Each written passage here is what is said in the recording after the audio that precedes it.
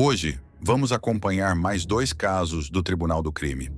O primeiro envolve uma mulher que decidiu mudar de facção, mas acabou sendo alvo de uma retaliação brutal. O segundo é de um rapaz que, mesmo morando em uma área dominada por outra facção, decidiu apoiar o grupo rival. Agora vamos acompanhar o desfecho dessas duas histórias. Esse primeiro caso se passa na cidade de Ariquemes, no estado de Rondônia, e conta a história de Karina. Antes de chegar até ali, ela já carregava um passado ligado ao crime organizado. Segundo as informações, ela tinha envolvimento com o PCC, facção originada em São Paulo. E tudo indica que essa ligação já existia há algum tempo, mesmo sem detalhes claros sobre qual era a função dela dentro do grupo. Em algum momento, Karina decide mudar e vai parar em Ariquemes. Só que essa mudança não era apenas uma troca de endereço. A cidade já era conhecida por ter regiões marcadas por atividades ilegais, além da presença forte de outra facção criminosa, o Comando Vermelho, que dominava áreas importantes do local. E é justamente nesse território que Karina passa a viver. Mesmo com esse cenário, ela tenta seguir a vida normalmente. Com o tempo, passa a circular por regiões conhecidas da cidade, lugares onde a presença dessas organizações era constante. Era um ambiente onde tudo funcionava sob regras próprias, onde cada passo precisava ser calculado. Ainda mais para alguém que vinha de um histórico ligado a um grupo rival. Com o passar do tempo, a situação começa a ficar ainda mais delicada. Dentro desse contexto, existe algo que quase nunca termina bem: a mudança de facção. Em muitos casos, isso acontece em situações de pressão, principalmente quando alguém está em território dominado por outro grupo e precisa se adaptar para continuar ali. E foi exatamente isso que aconteceu com Karina.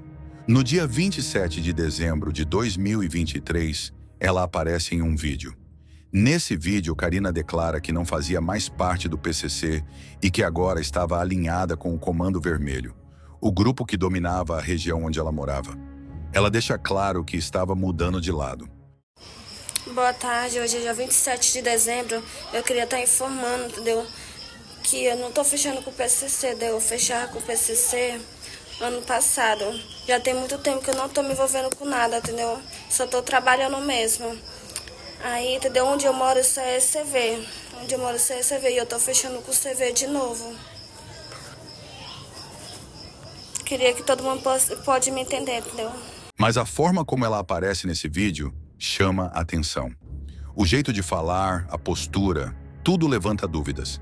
Não dá para afirmar com certeza se aquilo foi uma decisão tomada por vontade própria ou se ela estava sendo pressionada naquele momento. Em muitos casos, esse tipo de gravação acontece justamente para registrar essa mudança, seja ela voluntária ou não. E isso por si só já coloca a pessoa em uma posição extremamente vulnerável. A partir dali, tudo muda.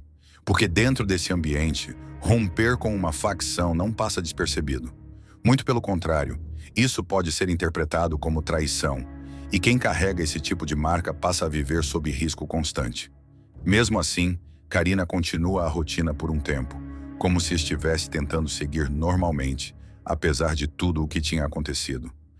Só que esse tipo de situação não costuma ter outro caminho. No dia 7 de fevereiro de 2024, por volta das 2 da tarde, Karina estava em uma rua da cidade quando foi surpreendida. 2 homens em uma motocicleta se aproximaram rapidamente e, sem qualquer aviso, começaram a dar atirar. Foram vários disparos em sequência, uma ação direta, sem chance de defesa. Karina foi atingida diversas vezes e morreu ainda no local. Depois do crime, o que fica é o silêncio típico desse tipo de cenário. Pessoas que estavam na região não quiseram se envolver, o que dificulta qualquer tentativa de entender exatamente como tudo aconteceu. Mesmo assim, no dia seguinte, durante uma operação policial, um suspeito foi localizado e preso. Segundo as informações, ele teria saído de outra cidade com uma missão específica: executar Karina. Um detalhe que chama a atenção é que ele não seria ligado ao PCC, mas sim ao próprio Comando Vermelho, o que levanta ainda mais dúvidas sobre o que realmente motivou a execução. Mesmo sem uma resposta definitiva, o contexto deixa claro que a mudança de facção foi um ponto decisivo para o desfecho dessa história. Agora, o segundo caso se passa na cidade de Santo Antônio de Jesus, no estado da Bahia, em um bairro conhecido como São Paulo, uma área dominada por um grupo criminoso chamado Bonde de Sarja. É nesse cenário que entra a história de um rapaz conhecido como Já, que morava justamente nesse bairro, ou seja, dentro de uma área controlada por essa facção.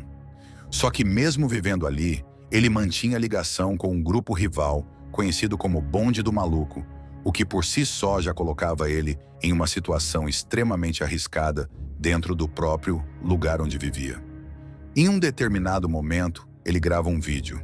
Nesse vídeo, ele afirma que estava fora da cidade, que tinha retornado recentemente e começa a fazer declarações pesadas, mencionando conflitos pessoais e até a intenção de cometer um crime, além de deixar claro que queria se aproximar ainda mais do grupo rival. Bom dia aí, só os irmãos. Aqui é Bonde do Maluco. Eu sou Já, tá ligado? Eu tava em São Paulo, voltei. Meus coroas não sabem que eu tô aqui, mas eu voltei, meu pai. E tô aqui pra abraçar a ideia grandão, meu velho. Eu quero matar, meu pai. Eu ainda não matei até agora, eu tenho 2 anos sem matar, meu velho. Qual foi? Esse vídeo começa a circular e não demora muito para chegar até os membros do Bonde do Sarja, que controlavam justamente a área onde ele morava, e a partir desse momento a situação dele muda completamente, porque dentro desse tipo de ambiente, esse tipo de exposição dificilmente passa sem consequência. Pouco tempo depois surge um segundo vídeo, e dessa vez ele já aparece rendido por integrantes da facção dominante, completamente à mercê dos criminosos. Segundo as informações, ele teria sido atraído até o local sem imaginar o que estava prestes a acontecer.